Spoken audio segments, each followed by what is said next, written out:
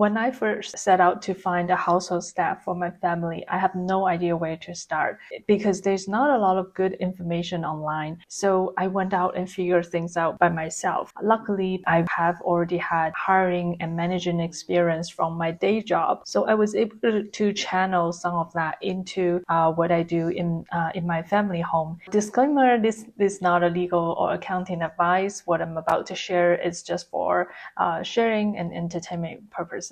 So what's a household staff? It basically refers to people who work in people's family homes. You would think of people who clean, who cook, who take care of the kids, drivers, or even tutors. Before talking about the hiring practice, I want to address some common misconceptions. The first misconception is that the household staff can work 12 hours or even 24 hours. And this is not really healthy for the well-being of the staff, nor is it healthy for the family. And not to mention that in most states in America, there is a strict guideline in terms of how many hours a staff is allowed to work.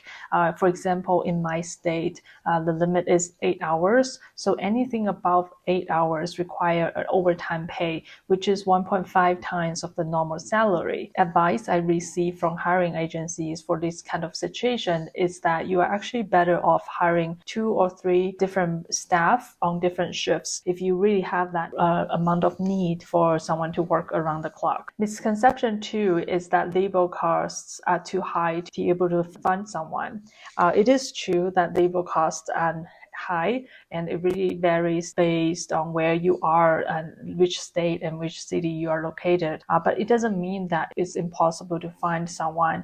In fact, I find that the household staffing industry extremely matured in the United States. With the right amount of budget, you can find people who are very professional and will add a lot to your family with the right fit. Misconception 3, I see a lot of that happening into more new money families, which is treating the staff like servants or like someone beneath them. The outcome of not treating your household staff very well with normal respect and professionalism is that people are going to burn out or they're going to harbor resentment. And you don't want that to happen when someone works in your house and they're so intimate with your life. They knows, exactly what's going on in your life. So it's much better that you treat them the same way you would treat your lawyer, your accountant, with a lot of respect and courtesy. Of course, you're paying for their service, but it doesn't mean that they are beneath you. They're just another profession who's making your life a lot easier. Another misconception is that some people would treat their household staff like friends or family. It's also not a good idea because if you cross that professional line and become too friendly with your staff, it's very tricky when you need to give them some kind of a performance discussion or some kind of constructive criticism. They may not be able to take it very well. Misconception 5 is that a person can handle multiple tasks or different realm of tasks. Again, I've seen a lot of that in the Asian families who hire the yuesha or the newborn specialist. They expect this person to cook for the family, to take care of the newborn baby, to clean the house. Quite frankly, that's a lot of hats for one person to wear. The proper way would be to separate the duties and let each staff handle what they are specialized in. If you are primarily want someone to help you clean the house, look for a housekeeper. But don't expect that they will be able to cook very well for you. You might be lucky that you can find someone who's also willing to cook some simple meals for you, but that's not the general norm. The last misconception I want to mention is that some people expect their household employees do not have a weekend or holidays. Household staff is just like average people. They work for you, for your family, but they also have their own life, their own friends and family, and they want to have an independent life outside of work. Household staff would need weekends or holidays off. But if you want some kind of coverage for those special times, again, consider hiring a different set of people or you might have to pay overtime. I also want to mention a few things I learned about how to hire a household staff legally and in being in compliant with your state or federal laws. To start, you need to make sure that the job descriptions you post is compliant with the local law. For example, in New York, you cannot discriminate against age, gender, or race, etc. So make sure that your job description is also in compliance. You can definitely conduct a lot of background checks, such as credit history, driving record, criminal history. And in fact, I highly recommend that you go through those checks very thoroughly. After all, you're bringing someone into your home, so the safety is very important. So when your staff start working for you, typically in the first few days, you need to make sure that you sign the I-9 form with your employee. This is a form required to make sure that the employee you are hiring are actually legally allowed to work in the United States with the particular profession that she's or him is conducting.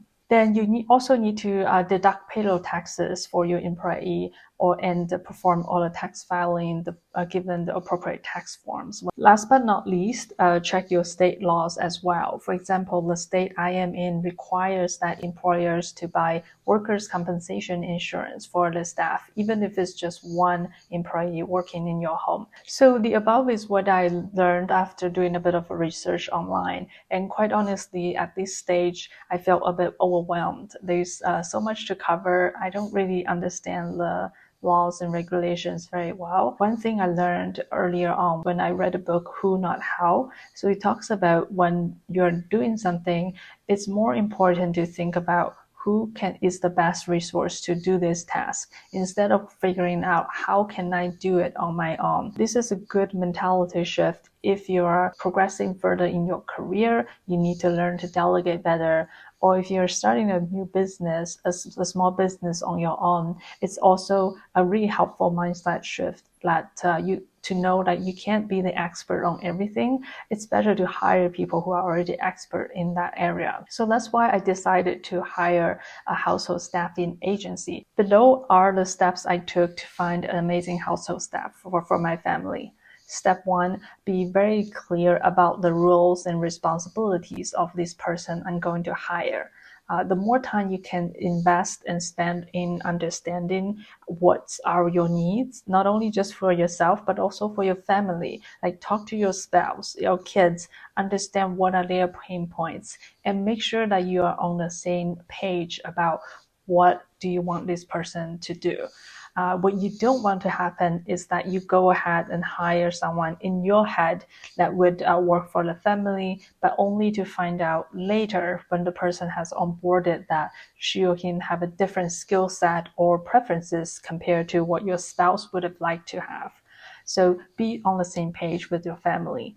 Also be on the same page who is going to be the manager of this staff. I highly recommend that you have one manager for the staff instead of having the staff served in every member of the family, because that's when confusions happen, that's when miscommunications and misgaps happen, and everyone end up being unhappy in that scenario. Step 2, after I have achieved on the same page with my spouse, I drafted a very detailed job description.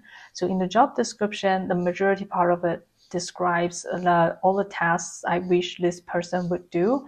It really helps the potential candidates to assess if they will be up for this type of work. It's also important to include the benefits you are offering for the employee, such as salary expectation, any health insurance stipend, paid holidays. Also, you want to list the work hours for the employee on the job description, especially if you're expecting something that's a bit unconventional.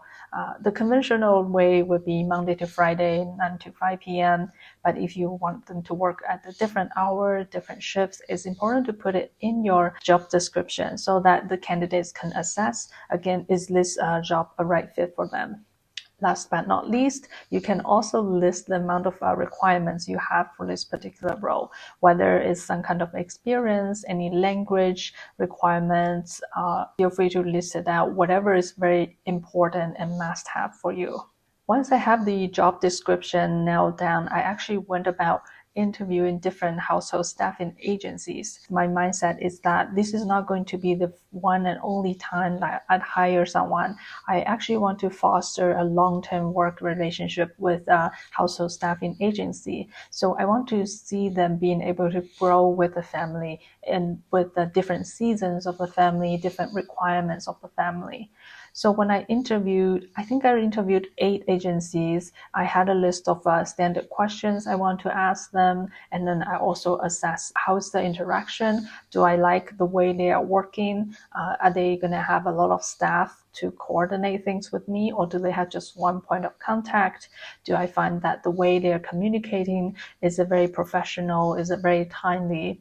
Basically, would I enjoy working with this group of people? So to quickly touch on the commission or the service fee for the household staffing agency, if it's a full-time employee, they typically charge anywhere between 15 to 25% of the annual salary of the employee. Now that I narrowed down the number of household staffing agencies I want to work with, I had a more in-depth call with them and go through those job descriptions I have and see if they have any suggestions, whether it's for me to fine-tune my description or is there anything in my job description that's not reasonable. It's also helpful to get a sense of the market dynamic, the supply and demand from your agency, and get a realistic range of salaries that you're going to offer with their help. After fine-tuning the job description, I also get on the same page with my agencies in terms of the interviewing and selection process I want to undergo. For example, I expect the agencies to interview the candidates before they send any resumes to me. And once I review the resumes, I might select a few of them to interview. I would do an online interview because I feel more comfortable doing it with a complete stranger in the safety of my home. After the online interview, I'll narrow it down further to probably just 1 or 2 candidates that I want to move along. That's where I would do a work trial. So it will be an in-person interview, 3 to 4 hours, and I will pay the employee or the candidate for the hours that they are in my home. And the whole point of that work trial is to actually see how they work in a real life scenario. After the work trial, I would be able to make my final job offer. So being in line with my hiring agency about the hiring process I want to conduct and the general timeline expectation is very important so that they can manage their own expectation and their communication with the talent as well. If you're interested to hear more about my tips on how to conduct an interview as an employer, please leave a comment below and let me know. The work trial is something I highly recommend, and I think of it as a must-have for hiring a household staff because you can see them actually in action. How would they go about completing those tasks you have in mind for them, and how would they communicate with you if they have any questions and any uncertain things. And if you have any specific skill set you're looking for from the employee, it's also a really good opportunity to test where they are at. At the end of the work trial, I would recommend that you sit down, write down the things you observe that you like about the employee and what you don't like about the candidate. And keep in mind that there's no perfect employee. Everyone has their strengths and weaknesses. It's important for you to be aligned with yourself. Of all those weaknesses, are those things that can be changed with your coaching or your feedback, or are those things actually not easy to change? If that's the case, are you okay with accepting that, or do you think that's a deal breaker and you should move on to the next employee? Hopefully you find this video helpful. If you want to watch my other videos, you can find them here. Please like and subscribe to the channel. Thanks for watching.